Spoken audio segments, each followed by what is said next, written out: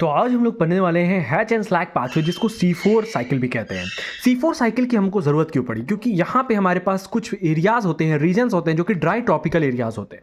वहाँ पे जो पेड़ होते हैं उनको क्या होता है कि वहाँ पे अगर ये C4 साइकिल ना प्रेजेंट हो तो वहाँ पे फोटो रेस्पायरेशन होने का डर रहता है। एंड फोटो रेस्पायरेशन से सबको पता है कि फोटो रेस्पायरेशन एक ड्रैकुला प्रोसेस होता है, जिसकी वजह से फॉस्फोग्लाइकोलेट एज अ प्रोडक्ट बनता है, जो कि एक 2 कार्बन कंपाउंड होता है, जो कि बहुत ज़्यादा वेस्टफुल प्रोसेस होता है। उससे बचने के लिए हमारे पास आता है ये एक C4 साइकिल। तो सबसे पहले जानते हैं C4 साइकिल में स्पेशल क्या है। तो ये किन किन प्लांट्स के शो करता है, NCERT ने बताया है। शुगर केन होगा हमारे पास, दूसरा एग्जाम्पल मेज है, फिर एमरांथस एंड तुम्हारा सैरगम।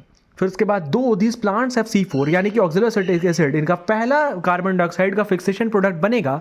लेकिन यहाँ पे C3 पाथवे जो होती है वो मेन पाथवे है जिससे हमारी बायोसिंथेसिस होने वाली है। C4 पाथवे तो बस एक जरिया है जिससे हम लोग C3 तक पहुंच सकते हैं। फिर C4 प्लांट्स स्पेशल क्यों होते हैं? सबसे पहली बात कि उनके पास एक स्पेशल क्रैंस एनाटमी टाइप की लीफ होती है, जिसको क्रैंस एनाटमी नाम दिया गया, ठीक है। उसके बाद वो एक हाई टेम्परेचर कर सकते हैं, हाई टेम्परेचर को टॉलरेट कर सकते हैं। ये हाई लाइट इंटेंसिटी पर रिस्पॉन्स करते हैं और इनका जो बायोमास का प्रोडक्टिविटी होता है वो बहुत ज़्यादा होता है। एंड ये फोटो रेस्पिरेशन से बच जाते हैं, इसलिए लैक करते हैं फोटो रेस्पिरेशन। अब आपको बताते हैं कि क्रैंस एनाटमी क्या है। क्रैंस एनाटमी एक स्पेशल टाइप ऑफ तुम्हारा लीफ का एक अरेंजमेंट है सेल्स का, किसका? बंडल शीथ सेल्स का और मीजोफिल सेल्स का। तो सबसे पहले बात करें कि जो अंदर क्लोरोप्लास्ट प्रेजेंट है उसके सराउंडिंग में कॉम्पैक्टली प्रेजेंट होती है हमारी प्यारी सी बंडल शीथ सेल्स। तो एकदम बढ़िया से इसको घेर के रखी हुई हैं और उसके बाहर हम लोग को मिलती है मीजोफिल सेल्स। अब इन दोनों में डिफरेंस क्या है? बंडल शीथ सेल्स BSC और MSC मतलब मीजोफिल सेल्स। BSC में क्या होता है? मल्टी लेयर्ड होता है, ये सराउंड करता है तुम्हारा ये क्लोरोप्लास्ट को अराउंड द वैस्कुलर बंडल, ठीक है। फिर ये लेयर होता है, लार्ज होता है, thick, compactly packed. Intercellular space absent, यहां पे जाहिर से दिख रहा है इंटरसेलुलर स्पेस में एब्सेंट होगा। और इसमें क्या होगा? इम्परवियस होता है गैसेस को, जाहिर सी बात इम्परवियस होगा ये गैसेस को, मतलब गैसेस अंदर नहीं आने वाली है। तो यहां पे क्या होगा? इसके पास एक ग्रेनल क्लोरोप्लास्ट होगा। BSC छोटी डिग्री होती है तो उसके पास एक ग्रेनल क्लोरोप्लास्ट, MSC बड़ी डिग्री होती है तो उसके पास ग्रेनल क्लोरोप्लास्ट होता है। यहां पे डिफरेंस पता चला है कि यहां पे इन C4 प्लांट्स में दो टाइप्स ऑफ क्लोरोप्लास्ट होते हैं, जिसको हम लोग कहते हैं डाइमॉर्फिक क्लोरोप्लास्ट। MSC यानी कि मीजोफिल सेल्स के पास बड़े कैटेगरी तो इसके पास होगा ग्रेनल क्लोरोप्लास्ट, एंड BSC छोटी कैटेगरी यानी कि उसके पास होगा एक ग्रेनल क्लोरोप्लास्ट। अब यहां पे देखते हैं कि कार्बन डाइऑक्साइड की एफिनिटी यहां पे BSC यानी कि बंडल शीथ सेल्स को कार्बन डाइऑक्साइड की एफिनिटी ज्यादा होती है, इसलिए यहां पे सिर्फ और सिर्फ फोटोसिस्टम 1 प्रेजेंट होगा। लेकिन यहां पे क्या होता है? कार्बन डाइऑक्साइड की एफिनिटी कम होती है, पेप्केस की ज्यादा होती है एज कंपेयर टू रुबिस्को। तो यहां पे हमारे पास पेप्केस प्रेजेंट होगा और यहां पे रुबिस्को प्रेजेंट होगा, C3 साइकिल प्रेजेंट होगी। लेकिन यहां पे क्या कहते हैं, पेप्केस यहां पे एब्सेंट होता है, ठीक है। पेप्केस यहां पे एब्सेंट होगा। यहां पे कार्बन डाइऑक्साइड का जो फिक्सेशन प्रोडक्ट बनता है वो होता है 3PGA। यहां पे कार्बन डाइऑक्साइड का जो फिक्सेशन प्रोडक्ट बनेगा वो कुछ नहीं बनेगा, यहां पे एक ट्रांसपोर्ट करने के लिए हमारे पास बनेगा मैलेट, जिसको कहते हैं मैलेट। यहां पे देखो मैलेट बनता है, यहां पे साफ साफ दिख रहा होगा मैलेट बनता है, मैलेट यहां पे ट्रांसपोर्ट होता है। उसके बाद आ जाते हैं अब हम लोग यहाँ पे कि यहाँ पे क्या बचा हुआ? Intercellular granal photo system 2 absent होता है। यहाँ पे फोटो सिस्टम 2 एब्सेंट होगा तो यहाँ पे कोई भी वाटर की स्प्लिटिंग नहीं होगी, कोई ऑक्सीजन का इवोल्यूशन नहीं होगा, कोई भी फोटो सिस्टम 2 1 बस प्रेजेंट होगा, 2 एब्सेंट होगा। और यहाँ पे 2 प्रेजेंट होगा तो यहाँ पे वाटर की स्प्लिटिंग वुटिंग वगैरह हो जाएगी, ठीक है। तो photolysis of water letter. Next बात करते हैं मेन बात जो आती है C4 पाथवे की। C4 पाथवे में क्या होगा? सबसे ऊपर देख रहे हैं हम लोग, तो ऊपर कौन सी सेल है जहां पे हमारा वो तैयारी हो रही है? तो ये म्यूजोफिल सेल है। और नीचे होगा जो मेन C3 साइकिल चलेगी वो किस में चलेगी? बंडल शीथ सेल में चलेगी। तो ये नीचे वाली है BSC, तो ऊपर वाली है MSC, नीचे वाली है BSC, ठीक है। तो अब BSC में MSC में क्या हो रहा है? यहाँ पे देखो सबसे पहले हमारा सबसे पहला जो एक्सेप्टर है, प्राइमरी कार्बन डाइऑक्साइड एक्सेप्टर जो होगा तो वो कौन होता है? पेप्केज होता है, पेप होता है, फॉस्फोइनॉल पायरुवेट। और यहाँ पे बाइकार्बोनेट के फॉर्म में कार्बन डाइऑक्साइड अंदर घुस गया, ठीक है। तो ये क्या था? ये सेल वॉल थी, प्लाज्मा मेम्ब्रेन, ये MSC है यानी कि मीजोफिल सेल्स है, ठीक है। मीजोफिल सेल है ऊपर वाली। तो एटमॉस्फेरिक कार्बन अंदर हुआ, वो क्या कहते हैं बाइकार्बोनेट के फॉर्म में आया, वो तुम्हारा क्या हुआ? यहाँ पे पेप्केज प्रेजेंट था जो कि 3 कार्बन कंपाउंड था। तो एक 4 कार्बन कंपाउंड बना जिसका नाम है ऑक्सैलोएसिटिक एसिड। किसकी वजह से बना? कि पेप्केज की वजह से बना, और इसको कहते हैं फिक्सेशन, कार्बोक्सिलेशन कहते हैं या फिक्सेशन कहते हैं, ठीक है। पेप में जुड़ गया तो 4 कार्बन कंपाउंड बन गया ऑक्सैलोएसिटिक एसिड। फिर ऑक्सैलोएसिटिक एसिड कन्वर्ट हुआ मैलेट या एस्पार्टेट, वो उसके ट्रांसफरेबल फॉर्म में था ये, ताकि यहाँ से वो ट्रांसपोर्ट हो सके प्लाज्मोडेस्माटा कनेक्शन के थ्रू।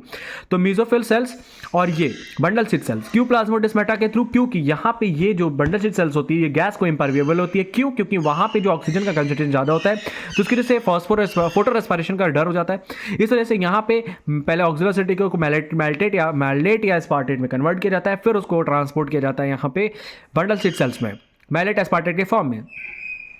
अब मैलेट एस्पार्टेट जो होता है यहाँ पे स्टार्ट होगा डीकार्बोक्सिलेशन।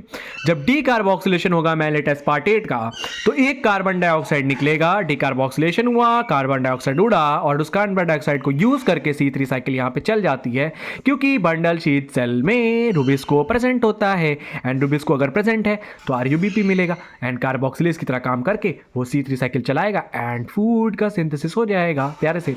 और यहाँ पे जो 3 कार्बन बचा उससे बनेगा पायरुवेट। 3 कार्बन पायरुवेट को ऊपर पहुंचाया जाएगा यहाँ पे होगा एक रीजनरेशन का प्रोसेस जहां पे एक ATP का यूज होगा, 2 ATP का यूज होगा क्योंकि यहाँ पे पायरुवेट से बनाना पड़ेगा, तो 2 ATP का यूज होगा। 2 ATP का जब यूज होगा तो पायरुवेट को कन्वर्ट कर दिया जाएगा पेप के पायरुवेट में एंड तुम्हारा ये रीजनरेशन वाला स्टेप है। यहाँ पे पेप सिंथेस लगेगा जो कि कोल्ड सेंसिटिव होता है, ठीक है।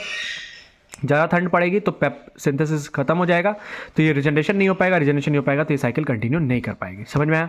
तो क्या मतलब था बेसिकली, एटमॉस्फेयर से कार्बन डाइऑक्साइड आया बाइकार्बोनेट के फॉर्म में, पेपकेस से जुड़ा, मतलब फॉस्फोराइलेटेड पेप से जुड़ा, पेपकेस की मदद से फिक्सेशन हुआ, बना ऑक्सिलोएसिटिक एसिड, वो कन्वर्ट हुआ मैलेट एस्पार्टेट में, मैलेट एस्पार्टेट का हो गया ट्रांसफरेबल, तो ट्रांसपोर्ट होकर क्या आया बंडल स्टिक सेल्स में, यहाँ पे वो कन्वर्ट हो गया, डिकार्बोक्सिलेशन हुआ, एक कार्बन डाइऑक्साइड रिलीज हुआ, उसको यूज कर लिया गया C3 साइकिल में, फूड का सिंथेसिस हो गया मस्त तरीके से, क्योंकि रुबिस्को यहाँ प्रेजेंट है, यहाँ पे पेप एब्सेंट है, वहाँ पे रुबिस्को एब्सेंट है, वहाँ पे पेप प्रेजेंट था। फिर यहाँ पे जो 3 कार्बन कंपाउंड बना उसको बोलते हैं पायरुवेट, पायरुवेट को ऊपर भेज दिया जाएगा वापस MSC में, वहाँ पे 2 ATP का यूज करके 2 ATP का यूज करेंगे और उसके बाद वहाँ पे पेप सिंथेस का एंजाइम को यूज करके रीजनरेशन करेंगे ताकि वो दोबारा फॉस्फोनिल पायरुवेट बन जाए। और ये जो एंजाइम होता है पेप सिंथेस वो कोल्ड सेंसिटिव होता है, इसलिए अगर ज़्यादा ठंड पड़ेगी तो ये एंजाइम काम नहीं करेगा और ये साइकिल पूरी रुक जाएगी, ठीक है। तो फर्स्ट कार्बन डाइऑक्साइड जो प्रिसिशन प्रोडक्ट बनेगा C4 प्लांट में वो होता है, क्या होता है, वो ऑक्सैलो एसिटिक एसिड होता है। एक कार्बन डाइऑक्साइड के फिक्सेशन के लिए C4 प्लांट्स में एक कार्बन डाइऑक्साइड फिक्स हो रहा है, 2 NADPH2 लग रहा है। कहां लग रहा है 2 NADPH2? यहां पे साफ साफ दिखेगा C3 साइकिल में 2 NADPH2 लगता है। और हम लोग को पता है कि एक C3 साइकिल को चलाने में 3 ATP लगता है, लेकिन 2 ATP यहां भी लग रहा है, तो टोटल 5 ATP लग रहा है, ठीक है। 3 ATP यहां पे यूज होगा और 2 ATP यहां पे यूज होगा, तो टोटल 5 ATP लगेगा C4 साइकिल में, तो मतलब 5 ATP यूज होगा एक कार्बन डाइऑक्साइड फिक्सेशन के लिए 5 ATP। तो एक ग्लूकोज मॉलिक्यूल को चलाने के लिए क्या होगा, एक ग्लूकोज मॉलिक्यूल को चलाने के लिए हमारे पास चाहिए होगा टोटल एक ग्लूकोज मॉलिक्यूल को चलाने के लिए होगा हमारे पास होना चाहिए, जैसे एक ग्लूकोज को चलाने 6 साइकिल चलाने की तो 6 कार्बन डाइऑक्साइड फिक्स होगा, 12 NADPH2 यूज होगा और 30 ATP यूज करना पड़ेगा, जिसमें से 18 ATP जो होगा वो तो C3 साइकिल का होगा, लेकिन जो तुम्हारा 12 ATP होगा वो किसका होगा, वो होगा इसका रीजनरेशन वाले स्टेप का, ठीक है। तो यहाँ पे समझ में आ गया कि 1 2 3 और 2 1 2 3 जो था वो एक कार्बन डाइऑक्साइड फिक्स हुआ, 2 NADPH2 C3 साइकिल के लिए, 3 ATP C3 साइकिल के लिए और 2 ATP यूज हुआ तुम्हारा रीजनरेशन इन दी C4 पेपकेस के लिए। समझ में आया? That's all for C4 cycle. अब कैसे ये, एक छोटी सी बात और कि कैसे ये इफेक्टिव होता है, तो ये ट्वाइस एफिशिएंट होता है तुम्हारे किसके, पेप C3 साइकिल के, तो ट्वाइस एफिशिएंट होता है C3 साइकिल के। फिर उसके बाद ये लूज करता है only half as much of water as C3 plants, मतलब कि इसमें वाटर का रिडक्शन भी जो होता है, लॉस जो होता है वाटर का, वो भी C3 प्लांट से कम होता है, ठीक है। उसके बाद लैक करता है फोटो रेस्पिरेशन, दस have greater productivity of biomass, तो इसमें है ही नहीं प्रेजेंस फोटो रेस्पिरेशन का, इसलिए इसका ग्रेटर प्रोडक्टिविटी होता है बायोमास का, ठीक है। That's all for C4 cycle.